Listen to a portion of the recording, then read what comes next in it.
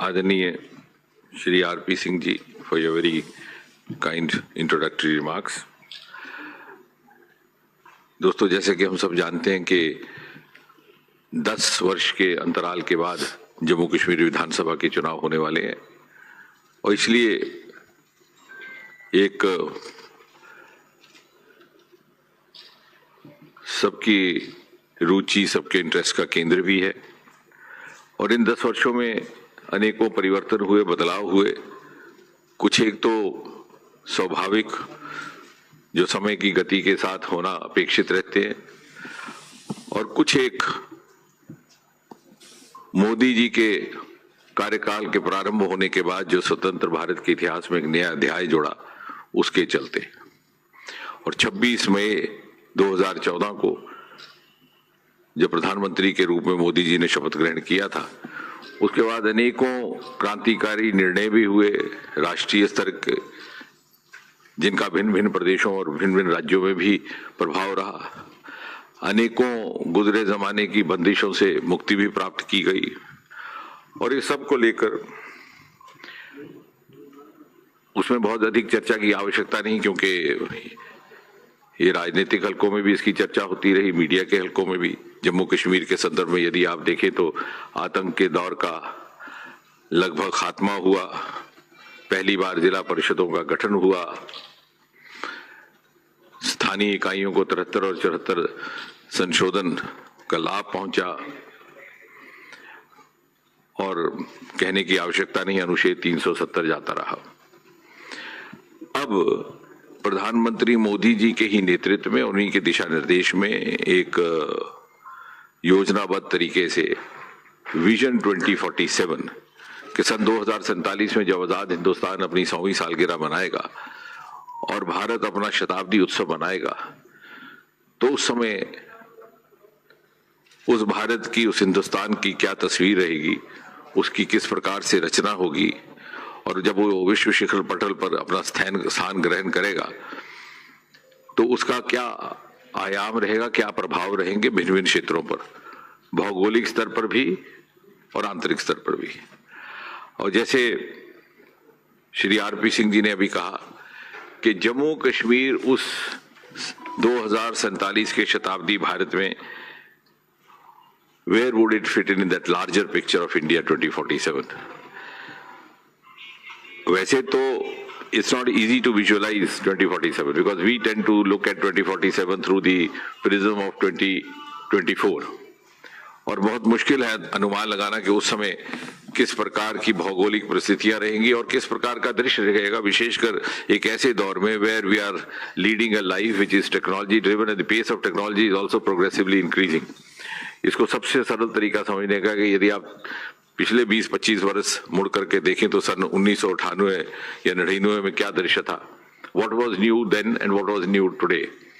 उस समय वीसीआर था, उस समय एसटीडी बूथ था। यदि आप बात करें अगली पीढ़ी के साथ तो शायद उनको समझ भी ना आए कि वो सब क्या था।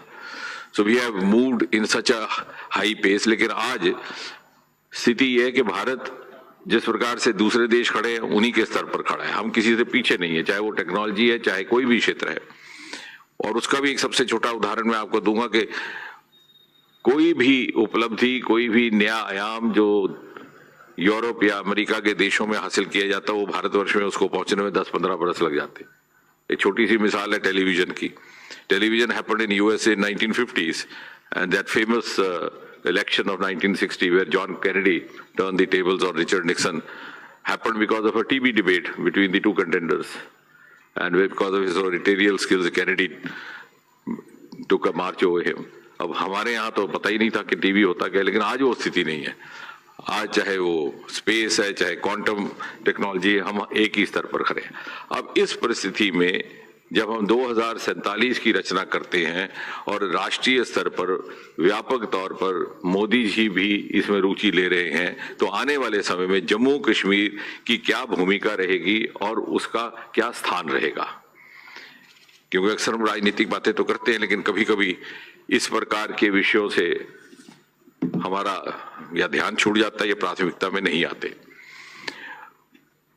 और यदि मुझसे पूछा जाए तो मैं ये कहूंगा कि जैसे ही इस चुनाव के बाद बीजेपी का लक्ष्य है कि यहां पर भारतीय जनता पार्टी की सरकार हो, केंद्र में मोदी जी, और जैसा हम कहते हैं कि एक डबल इंजन की व्यवस्था बने। तो किस प्रकार से हम ये सुनिश्चित कर पाए कि जम्मू कश्मीर उस बदलते हुए भारत में एक प्रमुख भूमिका निभा पाएगा, सकारात्मक भूमिका निभा पाए। मैं उसको मोटे तौर पर 3 स्तर पर देखता हूं। वो उस स्थिति में जबकि यहां पर भारतीय जनता पार्टी की सरकार हो और केंद्र से हमें मोदी जी का सहयोग भी हो और उनका मार्गदर्शन भी। और जो 3 पहलू, जो 3 स्तर जो जम्मू कश्मीर की विकास की धारा को दिशा देंगे, वो रहेंगे। एक, democratisation of the democratic processes, and I'll just in a minute or two try to explain what it's meant by this. Second, governance through self-governance, and third, development by exploring the undeveloped sectors.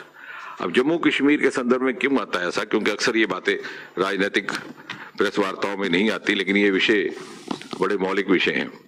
जब मैं कहता हूं कि democratisation through of the democratic processes, तो उसका अर्थ यह है कि यहां पर भले ही उदाहरण के तौर पर पंचायतों का गठन हो गया था, लेकिन पंचायतों को वो अधिकार प्राप्त नहीं थे जिससे कि वो अपनी लोकतांत्रिक दायित्व को पूरी तरह निभा पाए। और वो मोदी जी के आने के बाद संभव हुआ, जब 73 और 74 अमेंडमेंट लागू हुआ, जो केंद्र से आने वाली राशि थी सीधी सीधी चुने हुए प्रतिनिधियों तक पहुंचने लगी। पहले वो कुछ एक लोगों के हाथ में रहती थी। इसी प्रकार लगभग 25-30 वर्ष, जो पुराने हमारे पत्रकार मित्र हैं उन्होंने वो दृश्य देखा कि 8-10% को लेकर के चुनाव होता था, उसी में सांसद बन जाते थे, उसी में विधायक, उसी से सरकारें बन जाती थी। मैंने तो एक बार संसद में ये भी कहा था कि काश कोई ऐसा नियम आए कि we can determine minimum threshold of the voter turnout before a member of parliament is recognised as a member of parliament. क्योंकि जहां 15-18-20 लाख वोटर हो जिस कॉन्स्टिट्यूएंसी में, वहां अगर 8% या 10% मतदान होता है तो वो रिप्रेजेंटेटिव कैरेक्टर नहीं कहा जा सकता। तो वो आने वाले समय में जिस तरह से अब फिजा बदली है, आपने देखा कि लोकसभा में भी 60% के लगभग औसतन हुआ, बल्कि 5वें फेज में तो लगभग उतना ही था जितना के पूरे देश की औसतन एवरेज थी। तो ये जब आगे बढ़ेगा कि खुली फिजा में जब लोकतंत्र का पालन होगा, लोकतांत्रिक प्रणाली का, तो this would actually democratise the democratic processes which had happened but had not actually happened. तो जो नाम जमहूरियत जिसको हम समझ बैठे थे और बाकी देश में जिस प्रकार से उसका पालन हो रहा था, ये होगा। और इस तरह से जम्मू कश्मीर भारत की मुख्य धारा की यात्रा का हिस्सा बनेगा। दूसरा, जो गवर्नेंस थ्रू सेल्फ गवर्नेंस का अर्थ ये हुआ कि जिस प्रकार से हम पूरी तरह ऑनलाइन हो चुके हैं, हुआ ये था कि यहाँ पर उदाहरण के तौर पर सुशासन के प्रमुख पहलू क्या रहते हैं? एक, पारदर्शिता, दूसरी जवाबदेही, तीसरा सीमाबद्ध तरीके से काम करना, और चौथा शिकायतों का निवारण। हमारे यहाँ वेबसाइट क्रिएट कर दिया गया था 2014 में, लेकिन उसको कोई ऑफिसर विजिट नहीं करता था। पिछले कुछ एक वर्षों में हमने उसको सेंट्रलाइज कर दिया, सीपी ग्राम ग्रीवेंस सेल बनाया है केंद्र में, इत्तेफाक से वो मेरे ही विभाग से संबंधित है, उसको हमने जम्मू कश्मीर के साथ जोड़ा है। और हर प्रकार की ग्रीवेंस का निवारण 98-95% प्रति सप्ताह हो जाता है। इसी तरह जैसे आपने देखा पल्ली पंचायत में हमने ड्रोन और स्पेस टेक्नोलॉजी के माध्यम से, वो देखने लायक अक्सर पत्रकार मित्रों को चूंकि दूसरे कामों में उलझना पड़ता है तो उस तरफ जाने का समय नहीं लगता, तो उसको पूरी तरह हमने सोलर पे तो कन्वर्ट किया ही किया है। लेकिन वहां पर कोई भी किसान, कोई भी किसी जमीन का मालिक स्वयं ड्रोन और स्पेस टेक्नोलॉजी के माध्यम से अपने फार्म की, अपने खेत की, अपनी जमीन की निशानदेही कर सकता है। ना किसी पटवारी की आवश्यकता है, ना किसी रेवेन्यू ऑफिसर की। तो citizen centricity, citizen participation is going to be the core of the good governance in the years to come, and Jammu Kashmir has already been initiated on that path under Prime Minister Modi, which was not happening earlier. बहुत सारे ऐसे reforms जो लाए गए थे अभी आए। उदाहरण के तौर पर इंटरव्यू की प्रथा समाप्त करने का ऐलान मोदी जी ने लाल किले से किया था। सन 2016 में 1 जनवरी से सारे देश भर में इंटरव्यू की प्रथा समाप्त कर दी गई, क्योंकि ये शिकायतें आती थी कि लेन देन होता है, भ्रष्टाचार होता है, भाई भतीजावाद होता है, जिसको 100 अंक मिलते हैं रिटर्न में उसको फेल कर दिया जाता है या उसको कम दिया जाता है और इंटरव्यू वाले को ले लिया जाता है। लेवल प्लेइंग फील्ड देने के लिए जब वो प्रथा वहां पर समाप्त हो गई, केवल जम्मू कश्मीर में ना हो पाई थी, यहाँ पर राज्यपाल शासन लागू होने के पश्चात उसको लागू किया गया। इसी प्रकार मोदी जी की और मोदी जी की सरकार की मंशा इस बात से प्रमाणित होती है कि the government was sworn in May 2014 within 3 months. A historic and a revolutionary decision was taken to do away with the practice of getting the documents and certificates attested. जैसे कि आपको याद होगा कि पहले आपको अपने दस्तावेज अटेस्टेशन के लिए गेस्टेड अफसर के पास जाना पड़ता था, अब उसके बजाय you can go in for self attestation. और ये मात्र केवल गवर्नेंस रिफॉर्म्स नहीं थी, these reforms were meant to actually bring in long-term socio-economic transformation। और एक this single decision sent out a huge message कि देखिए अब एक ऐसी सरकार है जिसमें क्षमता है कि वो अपने देश के नागरिक, अपने देश के युवा पर भरोसा कर सके, that this government has the capacity to trust the youth। वो सब बातें पिछले 4-5 सालों में इस प्रकार की रिफॉर्म्स जम्मू कश्मीर में लागू होनी शुरू की हैं और मुझे विश्वास है कि आने वाले समय में हम उसको खुले मन से और पूरी आजादी के साथ लागू कर पाएंगे बिना किसी बाधाओं के। और तीसरा जो मैंने कहा कि development bye exploring the undeveloped sectors, हमारे पास वो सरमाए थे जो ना कभी तराशे गए ना तलाशे गए। हमारी तवज्जो वेस्टर्न स्टेट्स पर रही और वही हमारी ग्रोथ स्टोरी का हिस्सा बने रहे हिंदुस्तान की। लेकिन जो हमारे पास इनहेरेंट सरमाए थे, the natural resources like for example aroma resources, Himalayan resources which is exclusive to Jammu and Kashmir, उसको मोदी जी के आने के बाद तराशने का काम किया है। और आपने देखा कि देखते ही देखते Jammu Kashmir has given India the concept of agri startups in the form of lavender startup. 3-4 हजार युवा हमारे उससे जुड़ गए हैं। एक विकास का भी नया आयाम आया है, रोजगार का भी और स्टार्टअप का भी। आज देश स्टार्टअप की दुनिया में तीसरे दर्जे पर खड़ा है। 2014 में हम 350-400 थे, आज हम लगभग 2.25 लाख हैं। ग्लोबल इनोवेशन इंडेक्स जो कि एक वैश्विक मापदंड है, उसमें 81 नंबर पर थे। 10 वर्षों में हम 41 की उड़ान करके 40 पर पहुंच गए। 2014 में जब ये सरकार आई तो हमें कहा जाता था फ्रजाइल 5 इकोनॉमीज, जो सबसे बिगड़ी हुई इकोनॉमीज उनमें से। आज भी आर टॉप 5 और जैसा हमारा अनुमान है कि आने वाले समय में चौथी होगी और फिर तीसरी होगी और उसमें योगदान जम्मू कश्मीर का रहने वाला है। Through these resources which have never been explored, which never found a contribution. इसी प्रकार हमारा दूसरा वाटर रिसोर्सेज, शायद आपके ध्यान में आया हो कि ना आया हो, जम्मू कश्मीर एक वाहिद एक ऐसा क्षेत्र है जिसमें वो तीनों बड़ी नदियां हैं जो जब इंडो पाक संधि हुई है, वाटर ट्रीटी 1960 में, तो 3 दरिया बांटे गए। जो पाकिस्तान के हिस्से में 3 दरिया है, वो तीनों के तीनों जम्मू कश्मीर से होकर के गुजरते हैं, चाहे वो झेलम है, चाहे वो चनाब है और चाहे सिंधु जो लद्दाख से होकर गुजरी। और जो हमारे हिस्से में दरिया थे, रावी, सतलुज और व्यास, उसका भी प्रमुख हिस्सा हमारे से, लेकिन उसको कभी नहीं एक्सप्लोर किया गया।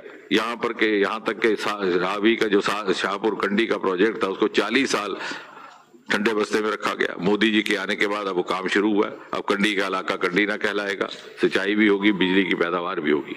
चनाब के सरमाए अब एक्सप्लोर होने लगे। मोदी जी के आने बाद 5-5, 6-6 पावर प्रोजेक्ट्स किश्तवाड़ में लग गए, चाहे पक्कड़ डूल है, चाहे कीरू है, चाहे करवाए। और the small town of Kishtwar is going to be the power hub of North India. बल्कि पिछली सरकारों ने तो यहाँ के रोक के भी रखे थे, रेटले प्रोजेक्ट अब शुरू हुआ। तो कहने का तात्पर्य ये कि जो हमारे सरमाए थे उनको एक्सप्लोर नहीं किया गया, जो हमारे काम हो सकते थे उनको भी रोका गया। और अगर इसी तरह से इफ वी मूव ऑन और हमारी माइंडसेट भी उसी तरह से बन गया है, we are different from others and others also are looking at us. So when we are now a part of the mainstream growth story of India, we can say with confidence that when we have a BJP government here with also the patronage of the Modi government at the center, this double engine holds the promise to ensure that Jammu and Kashmir will play a leading role in the future growth story of India, and vision Jammu Kashmir 2047 will be an essential component of Vision India 2047. धन्यवाद.